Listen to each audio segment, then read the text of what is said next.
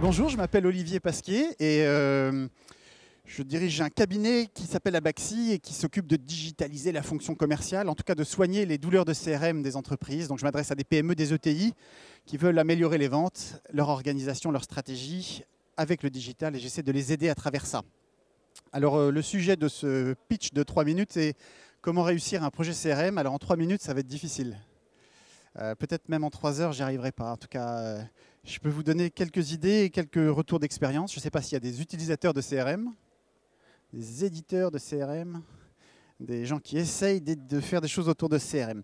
Alors, aujourd'hui, moi, je pense que la quasi-totalité des entreprises que je vois utilisent des CRM. Alors, ça peut aller d'une feuille Excel un peu améliorée avec 3 macros jusqu'à le super éditeur dont on connaît les noms, tout intégré avec des outils innovants. On fait de la marketing automation, du scoring de lead, on va faire de la gestion de pipeline. J'ai même fait un projet d'analyse de données en intelligence artificielle sortant du CRM. Donc on est toujours entre les deux là.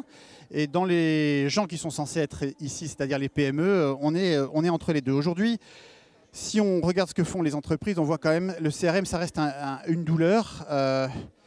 Le marketing crée des leads et les commerciaux trouvent que les leads ne sont pas bons et donc on s'engueule sur les KPI, ça ne marche pas. On a toujours un directeur quelque part qui veut avoir son rapport sous tel format et finalement le format n'est pas compatible avec ce qui sort du CRM, donc on n'est pas content. On peut avoir d'autres problématiques très simples et classiques qui sont que les utilisateurs du CRM, les forces commerciales, trouvent que c'est une perte de temps de rentrer les données. Ou alors au pire c'est du flicage, c'est vécu comme une perte de liberté. Donc le CRM est un creuset de douleurs au sein des entreprises qui sont intéressantes à analyser. Et quand on regarde les études qui ont été faites, on se rend compte que les 3/4 des entreprises trouvent qu'il y a des résistances. Elles mettent un projet, mettent de l'argent, font une implémentation et ont des résistances. La moitié à peu près pense qu'il y a surtout un problème de qualité de données, de qualité de mise à jour de données qui fait que ça ralentit leur performance. Et les études montrent même qu'il y a moins d'un tiers des entreprises qui utilisent des fonctions de CRM de type analytique. Donc les éditeurs de CRM, vous passez beaucoup de temps à programmer des fonctions avancées qui ne sont généralement pas utilisées. Combien d'entreprises utilisent les données de leur CRM pour gérer et piloter leur stratégie au quotidien? Très très peu. Alors la question c'est pourquoi. Je n'ai pas une réponse immédiate et seule, mais disons qu'on peut dire que le problème est multidimensionnel. Il y a évidemment un problème technique, des fonctionnalités, des choses à mettre en place, choisir le CRM et l'interfacer. Il y a forcément des problèmes de pilotage de projet, comme dans tout problème, dans tout projet digital, évidemment, mais il y a une autre dimension, et il y a une dimension un peu spécifique au CRM, c'est-à-dire qu'il y a une dimension spécifique à la fonction commerciale. Je pense qu'en comptabilité, en suivi de production, en supply chain, on n'a pas ces résistances-là qu'on a sur le CRM. Donc il y a un problème spécifique. D'où il vient, mon analyse personnelle, c'est qu'il y a c'est un problème philosophique, sociologique autour de la fonction commerciale. On a, surtout en France, l'habitude de penser que le commercial, c'est quelque chose qui a du talent. On ne sait pas trop le mesurer. On a des difficultés. On pense qu'il faut le recruter, puis ensuite, selon son talent, et ensuite on lui donne de la liberté. Et donc on essaie de mettre en place un système de gestion des processus automatisés avec un logiciel face à quelqu'un qui vient d'une culture de la liberté d'action et du talent sans qu'on puisse mesurer les choses. Donc on a un gap, on a un gap entre ces deux trucs. Alors comment est-ce qu'on peut résoudre ce gap? Je dois avoir dépassé les 2 minutes 50, donc je vais aller aux choses. Donc là, technique classique que tout le monde utilise quand il y a un problème, c'est de faire toujours la même chose en plus. Donc on va rajouter des fonctionnalités, on va mettre des objectifs encore plus forts aux commerciaux qui n'utilisent pas le CRM. Ils ne vont pas avoir de primes s'ils n'ont pas bien rempli les données. Donc ça, c'est la méthode classique de gestion des projets qui ne marche pas, évidemment. La deuxième méthode serait de faire ce que font la plupart des gens, c'est de la formation, la conduite du changement.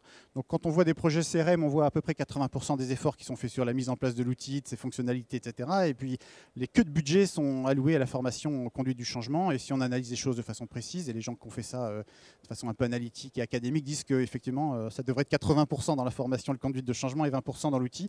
Mais évidemment, on voit ça. Nous, on a une autre conviction, c'est qu'on ne peut pas résoudre un problème avec les méthodes qui ont conduit à la naissance du problème. Il faut faire d'autres choses. Et donc on essaie en tout cas d'utiliser les méthodes les plus avancées en management pour résoudre ces problèmes de pilotage de projets de CRM. Alors c'est quoi les méthodes de management avancées? Donc on a fait une méthode syncrétique entre, disons, les méthodes d'intelligence collective où on essaie de faire monter d'en bas la problématique pour essayer de la faire grandir, non pas appliquer un outil sur un truc existant en espérant que les gens s'en dépatouillent, mais faire monter les besoins et à partir de ces besoins, trouver des solutions techniques. Il y a les techniques des méthodes itératives qui sont évidemment utilisées en développement, que ce soit les méthodes agiles ou le design thinking, qui permet par l'itération d'obtenir beaucoup plus que simplement en plaçant un projet, en mettant un budget, en espérant que les choses rentrent dedans. Et puis, toutes les recherches en effectuation, donc cette technique, en tout cas ces recherches qu'a fait les chercheurs du MIT, dont je n'ai pas oublié le nom, en tout cas de l'effectuation qui est comment est-ce que les entrepreneurs réussissent leurs projets. Il y a un certain nombre de méthodes qui ont été utilisées, qui sont très intéressantes à syncrétiser avec l'intelligence collective, avec les méthodes itératives pour pouvoir trouver la façon de réaliser un projet de CRM. Donc moi, c'est la méthode qu'on utilise et on a eu pas mal de succès pour débloquer ces nœuds autour du CRM qui, pour moi, sont liés à cette spécificité de la fonction commerciale qui est la différence entre un process qu'on pourrait essayer de manager comme une série de boîtes et les attentes du métier qui sont des attentes liées à la liberté, à un certain degré de liberté, à un certain degré de talent. Voilà, donc réussir un projet CRM en 3 minutes, je n'ai pas pu y arriver. J'espère que je vous ai convaincu qu'il y avait des solutions différentes. Donc c'est pas poser un CRM en espérant que les gens l'approprient et en essayant de compenser par un petit peu de formation au milieu, mais c'est une vraie transformation de la fonction qui doit partir d'en bas et remonter. Et l'outil digital, évidemment, n'est qu'un outil au service d'une stratégie plus complexe. Voilà. Est-ce que j'ai tenu le temps? Merci.